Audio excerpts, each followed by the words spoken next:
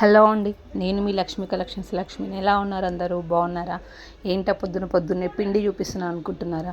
అట్లు పోస్తున్నానండి. మీలో ఎంతమందికి తెలుసండి అట్లు?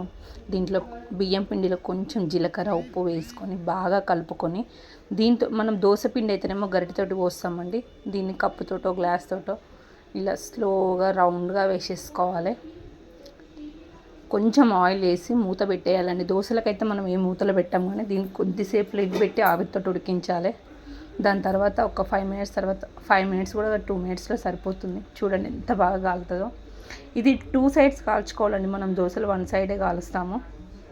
2 సైడ్స్ కాల్చుకుంటే సరిపోతుంది. దీంతో ఇంకా కొంచెం చికెన్ కర్రీ ఉండే నిన్నటిది. చికెన్ కర్రీతో సర్వ్ చేశాను. ఇంకా మా చిన్నోడు చెప్పాను కదా బ్యాటింగ్కి ఫస్ట్ వాడు అని, వాడికి చికెన్ పెట్టుకొని తీసుకొని వెళ్తే, వద్దు మమ్మీ నేను ఈరోజు ఉపవాసం ఉంటాను, నాకొద్దు మమ్మీ అని చాలా ఓవర్ చేశాడు. ఎంతైనా చికెన్ కదా, వాడికి ముక్కలేంది ముద్ద దిగదు కదా. చూడండి మన వేషాలు, నాకొద్దు మమ్మీ ప్లీజ్ ఉపవాసం మమ్మీ అంటూ, సరేలే నువ్వు అంత బతిమలాడితే ఏం చేస్తాను, తింటానులే మమ్మీ అని మళ్ళీ తీసుకొని తింటున్నాడు. కానీ నాకు ఏ చికెన్ ఏ మటన్ వద్దండి. నేను మంచిగా ఛాయ్లు వేసుకొనే తింటాను. నాకు ఎందుకో ఛాయ్లో సర్వపిండి అట్లా వేసుకొని తింటే చాలా చాలా బాగా అనిపిస్తుంది. ఇంకా వాడు తినడం స్టార్ట్ చేశాడు. నేనైతే ఛాయ్లో అట్లా వేసుకొని తినను. మీలో ఎంతమందికి తెలుసండి అట్లు? మీకు కూడా ఛాయ్లో వేసుకొని తినడం అలవాటు ఉందా? లైక్ చేసి షేర్ చేసి కామెంట్ చేయండి. థ్యాంక్ యూ అండి.